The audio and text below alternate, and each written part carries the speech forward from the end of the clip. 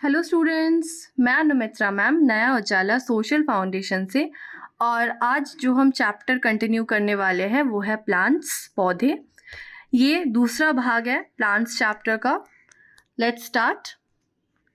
तो first part में हमने रूट्स को पढ़ा था, पार्ट्स ऑफ प्लांट में। अभी हम स्टेम को पढ़ेंगे। Okay, second part of the plant, तना, स्टेम को पढ़ेंगे। स्टेम क्या होता है? स्टेम एक स्ट्रक्चरल एक्सिस होता है। Okay, a stem is a structural axis that supports the flowers, fruits and leaves of a plant. ये क्या करता है? पौधे के फूल, फल, जो पत्तियां होती है पौधों में, उसको सहारा देते हैं। राइट साइड के फोटो में आप स्टेम देख सकते हो कौन सा पार्ट है। ठीक है, बीच में जो है द स्टॉक। ओके, और इसको आप देखिए, ये फ्लावर को, लीफ को, फ्रूट को सपोर्ट करता है। जो हम बड़े पेड़ देखते हैं उसमें जो है स्टेम, ट्रंक उसमें बोला जाता है स्टेम को। और ट्रंक आप देखोगे जितने भी पेड़ होते हैं उसका जो ट्रंक होता है वो क्या होता है, काफ़ी चौड़ा होता है और बहुत ज़्यादा सपोर्ट देता है बड़े पौधों को, बड़े ट्रीज को, है ना। फंक्शंस ऑफ अ स्टेम, तो तनने का कार्य क्या है, फंक्शन क्या है?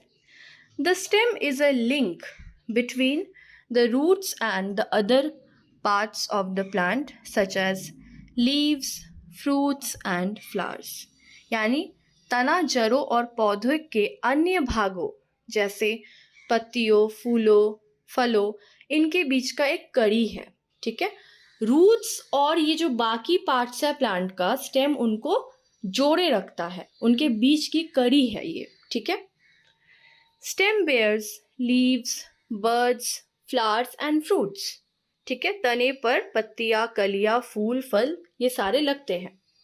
Stem conducts water from the roots to the leaves and to the other parts of the plant body. ये फंक्शन स्टेम का बहुत ही इंपॉर्टेंट है। ये पानी को जड़ों से पत्तियों तक और बाकी जो जितने भी पौधे के जो भी अलग पार्ट्स हैं, अन्य भाग है, उस तक पहुंचाता है पानी को, न्यूट्रिएंट्स को। ठीक है, पहले वो रूट से एब्जॉर्व करता है अपने तक और उसके बाद ये बाकी पार्ट्स में भी पहुंचाता है। ठीक है, हाँ, stem supplies food from leaves to root, यानी तना पत्तियों से जड़ तक भोजन की आपूर्ति करता है। तो आप देख सकते हैं कि स्टेम का जो फंक्शंस है वो इक्वली बहुत ज़्यादा इंपॉर्टेंट है। ये देखिए, ये स्टेम है। ठीक है, और किस तरह से जो लीव्स है, ठीक है, जितने भी बाकी पार्ट्स है प्लांट का, ये उसको जो है पकड़े रखता है। ठीक है, और जड़ों से उसका एक कह सकते हो कड़ी के रूप में सहायता करता है, जड़ों के बीच और बाकी जितने भी प्लांट्स के पार्ट है उसके बीच। जो नेक्स्ट पार्ट है नंबर 3, वो है लीफ, पत्ते। Leaves is the broad flattened structure of the plant containing the green pigment called chlorophyll, which helps the plant perform photosynthesis।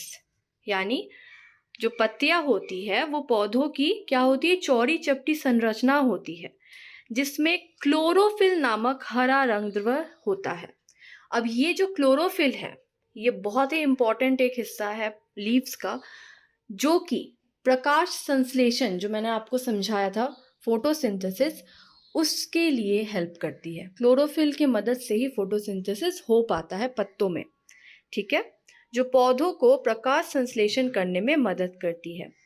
वो कौन सा पिगमेंट है? ग्रीन कलर का पिगमेंट होता है जिसको हम कहते हैं क्लोरोफिल। ओके,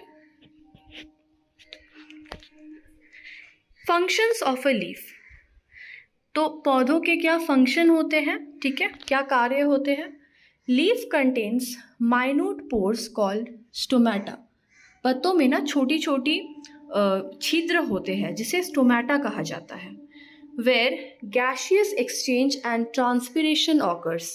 ठीक है, इसी स्टोमेटा में क्या होता है, जितने भी गैसियस एक्सचेंज होते हैं, ठीक है, गैसीय विनिमय वो होता है, और ट्रांसपिरेशन भी होता है। ठीक है, ट्रांसपिरेशन जिससे लीव्स जो है एक्सेस वाटर को, बहुत ज़्यादा पानी जब उसमें जम जाता है तो उसको वाटर वेपर में कन्वर्ट करके बाहर छोड़ता है। यही चीज़ स्टोमेटा में होती है, पत्तों की स्टोमेटा में।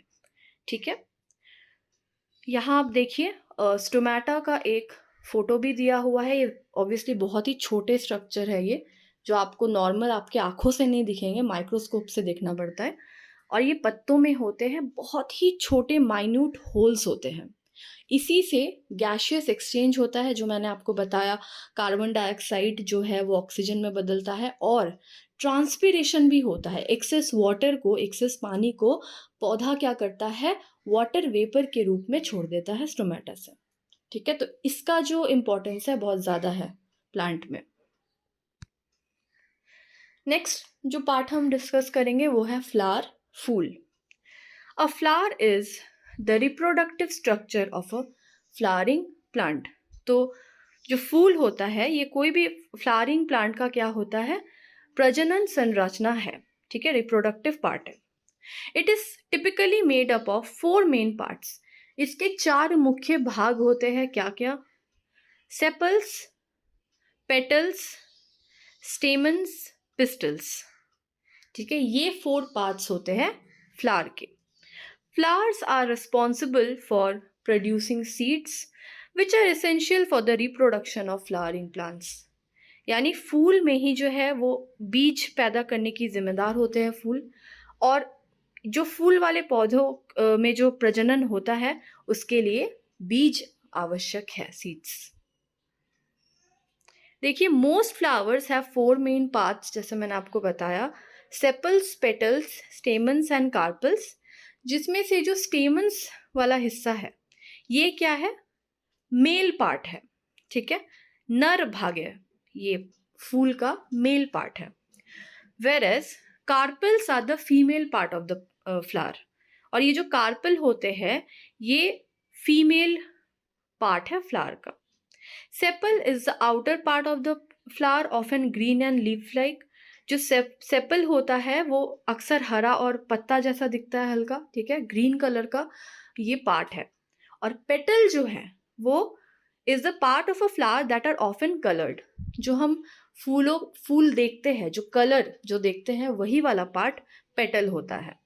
ठीक है, पंखुड़ी जिसको हम कहेंगे, ये फूल के वो हिस्से होते हैं जो अक्सर रंगीन होते हैं। ओके, ये देखिए यहाँ फ्लावर का स्ट्रक्चर दिया हुआ है। सेपल, ये ग्रीन वाला हिस्सा जिसके ऊपर फूल है। पेटल, ये जो कलर वाला हिस्सा है, कलरफुल। पिस्टल और स्टेमन। पिस्टल ही कार्पल, पिस्टल के अंदर ही होता है कार्पल, और स्टेमन भी आप देख सकते हैं यहाँ पे दिया हुआ है। ओके, तो एक मेल पार्ट है और एक फीमेल पार्ट है, क्योंकि मैंने आपको बताया है कि फ्लावर ही होते हैं रिप्रोडक्टिव, प्रजनन करने वाले पार्ट एक प्लांट के। अब आते हैं हम फ्रूट में। फ्रूट क्या होता है? A fruit is the soft pulpy part of a flowering plants that contains seeds. यानी फल एक पौधे का वो नरम गूदेदार भाग होता है जिसमें बीज होता है। ओके, फ्रूट तो आप सभी ने देखा है, खाया भी है ना। इसके अंदर बीज होता है और बीज ही आगे चल के एक नया प्लांट बनाता है। ओके, ये देखिए यहाँ आम का फल दिया हुआ है, आप देखे ही होंगे फल पेड़ में, है ना। ओके, तो अब हम पढ़ने वाले हैं सीड्स, बीज के बारे में। तो a seed contains a miniature plant, यानी एक बीज में एक लघु पौधा होता है, कॉल्ड एन एम्ब्रायो, जिसको क्या कहा जाता है, भ्रूण कहा जाता है। That can develop into a fully grown plant, जो पूरी तरीके से एक विकसित पौधों में विकसित हो सकता है। ठीक है, तो एक बीज के अंदर जो भ्रूण होता है वो आगे चल के एक पौधा बनता है। The outer shell of a seed called a seed coat protects the embryo. ठीक है, बीज के बाहरी हिस्से में एक सीड कोट होता है, बीज कोट जिसको हम कहेंगे, वो भ्रूण की रक्षा करता है। ठीक है, वो भ्रूण को, एम्ब्रायो को प्रोटेक्ट करता है। Inside the seed, a nutritious material provides food to the embryo. यानी बीज के अंदर एक पौष्टिक सामग्री भ्रूण को भोजन प्रदान करती है। ये आप देखिए यहाँ पे सीड का एक जूम्ड इमेज दिया हुआ है। यहाँ पे ये जो ग्रीन वाला हिस्सा है यही एम्ब्रायो है, भ्रूण है, और ये जो ब्राउन कलर का बाहर का हिस्सा है, सीड कोट, इसी को कहेंगे हम। ये जो है एम्ब्रायो को, भ्रूण को प्रोटेक्ट करती है, ठीक है। और ये पूरा येलो वाला हिस्सा में ही जो है फूड स्टोरेज होता है। जर्मिनेशन ऑफ सीड्स, बीजों का अंकुरन, ये क्या होता है? Germination is the process by which a plant grows from a seed into a seedling, यानी अंकुरन वो प्रक्रिया है जिसके द्वारा एक पौधा बीज से अंकुर में विकसित हो जाता है। Seeds remain dormant until conditions are favourable for germination, यानी अंकुरन के लिए कंडीशंस, परिस्थितियाँ होनी चाहिए, ठीक है, फेवरेबल होनी चाहिए परिस्थितियाँ, तब जाके बीज जो है वो जर्मिनेट होती है। All seeds need water, oxygen and optimal temperature to germinate, यानी बीजों को किन चीज़ों की आवश्यकता होती है जर्मिनेशन के लिए, अंकुरन के लिए? पानी, ऑक्सीजन और एकदम सही टेम्परेचर, ऑप्टिमम टेम्परेचर, तापमान जिसको हम कहेंगे, इन 3 चीज़ों की आवश्यकता होती है, ठीक है। जैसे आप लोग ने स्प्राउट्स खाया होगा, है ना? आप देखोगे कि स्प्राउट्स में से ही वो एम्ब्रायो जो है बाहर निकल जाती है। मम्मी क्या करती है, भिगा देती है ना स्प्राउट्स को, उसको मॉइस्चर प्रदान करने के लिए पानी में, ठीक है। पानी और हवा और सही तापमान चाहिए होता है अंकुरन होने के लिए। देखिए यहाँ पे जर्मिनेशन का प्रोसेस दिया हुआ है, किस तरह से एक बीज को जब आप लगाते हो अंडरग्राउंड, वो इस तरह से सही फेवरेबल कंडीशंस में एक प्लांट में कन्वर्ट हो जाता है, विकसित हो जाता है। तो आई होप चिल्ड्रन आपको सीड्स और जर्मिनेशन दोनों का कॉन्सेप्ट ही समझ में आ गया है। तो आज के लिए इतना ही students. I hope plants chapter आप अब अच्छे से समझ गए हो। Thank you.